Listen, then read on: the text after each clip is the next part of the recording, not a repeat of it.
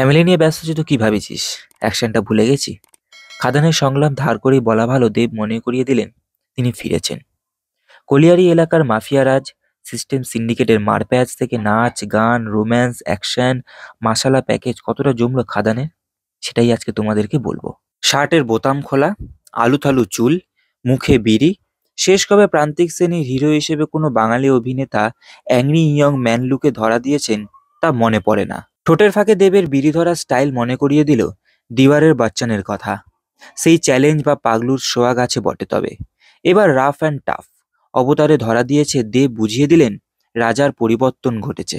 এই যাবৎকাল বলিউড কিংবা দক্ষিণ সিনেমা মারপিট মারপ্যাচ বাঙালি দর্শকরা হাততালি দিয়ে প্রেক্ষাগৃহে ভরিয়ে দিয়েছেন, তবে এবার হোমমেড প্রোডাক্টের সেই স্বাদ দিলেন দেব। মার্স কমার্শিয়াল হিসেবে খাদান যে হিট, হলের গর্ভগৃহে উপচে পড়া হাততালি আর সিটির আওয়াজই বলে দেয়।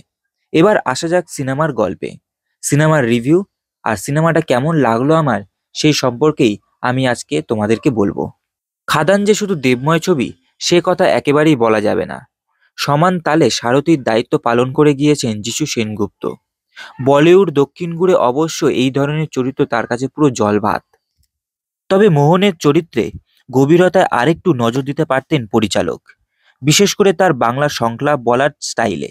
তবে শ্যাম মোহনের রসায়ন হিট, ভবিষ্যতেও এই জুটিকে পর্দায় দেখার ইচ্ছে রইল। খাদানের ক্লাইম্যাক্স জড়িয়ে স্টোরি টেলিংয়ে খামতি থাকলেও জোরদার অ্যাকশন, নাচ গান রোম্যান্সে পুরো মশলা মুভি প্যাকেজ খাদান। পয়সা উসুল বাংলা ইন্ডাস্ট্রির অর্থনৈতিক চাঙ্গা করতে এরকম মাস কমার্শিয়াল সিনেমা দরকার। আমার খাদান ছবিটি খুবই ভালো লেগেছে, আশা করি তোমাদেরও ভালো লেগেছে।